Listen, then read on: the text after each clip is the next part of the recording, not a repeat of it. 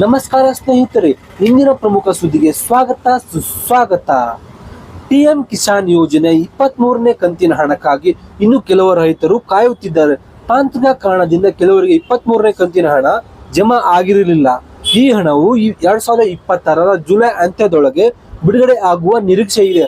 ಆದರೆ ಅಧಿಕೃತ ದಿನಾಂಕ ಇನ್ನೂ ಪ್ರಕಟವಾಗಿಲ್ಲ. ರೈತರು ತಮ್ಮ ಅರ್ಹತೆಯನ್ನು ಪರಿಶೀಲಿಸಿಕೊಳ್ಳಲು ಕೆವೈಸಿ ಪೂರ್ಣಗೊಳಿಸುವುದು ಕಡ್ಡಾಯ. ಕೆಲವು ಫಲಾನುಭವಿಗಳಿಗೆ ಸ್ಥಿತಿಗತಿಯನ್ನು ಚೆಕ್ ಮಾಡ್ಕೋಬೇಕು.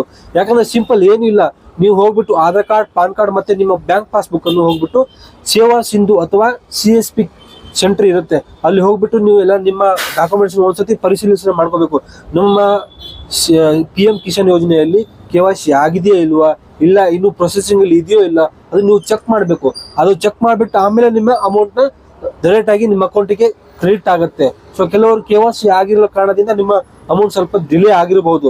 ಸೊ ದಯವಿಟ್ಟು ಯಾರ್ಯಾರು KYC ಆಗಿಲ್ಲ ಹೋಗಿ KYC ಮಾಡ್ಕೊಳ್ಳಿ.